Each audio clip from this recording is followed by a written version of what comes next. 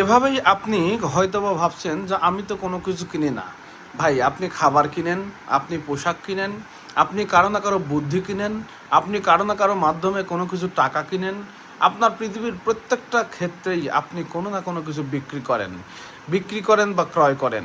এই পৃথিবীর সবাই বিক্রেতা, অতএব বিক্রি করতে লজ্জা যে করে সে কখনোই সুখী এবং সমৃদ্ধশালী সফল হতে পারবে না।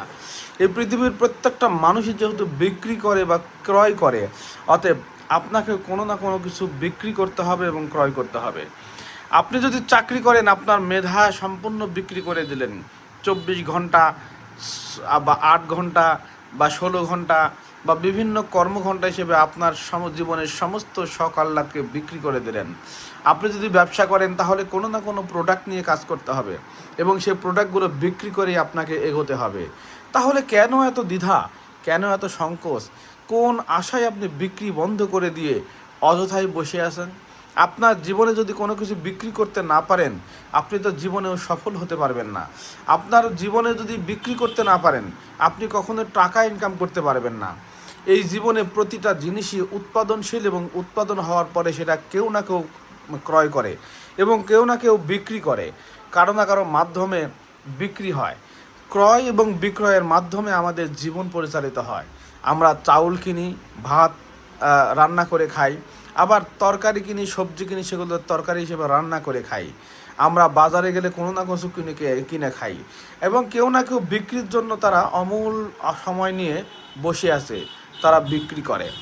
ভাই, পৃথিবীর প্রতিটা মানুষই ক্রেতা বিক্রেতা। সব থেকে বড় একটা কথা মনে রাখবেন, এই পৃথিবীতে কোটি কোটি মানুষ যেমন আছে, কোটি কোটি টাকার মালিক আছে, আবার একেবারে অসহায় দরিদ্র সব থেকে নিম্নমানের মানুষও আছে।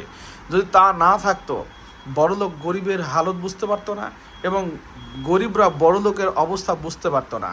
এ কারণে আল্লাহ তাআলা গরিব এবং বড়লোক সকল ধরনের মানুষকে সৃষ্টি করেছেন।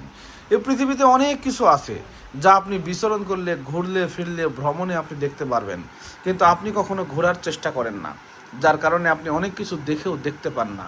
হ্যাঁ, আপনি যদি পৃথিবীতে ঘোরেন, পাহাড় সম উঁচু দেখতে পারবেন, সমুদ্রের মতো সুগভীর জলরাশি দেখতে পাবেন। আপনি যদি দেখতে চান এই পৃথিবীর অনেক কিছু লীলাভূমি, যেখানে এক একটা জায়গাতে এক এক রকমের ফসল হয়, যেখানে এক একজন এক একটা মানুষ সৃষ্টির কারিগর হিসেবে অমূল্য সম্পদ নিয়ে বসে আছে। দেখুন, সময়কে কাজে লাগান।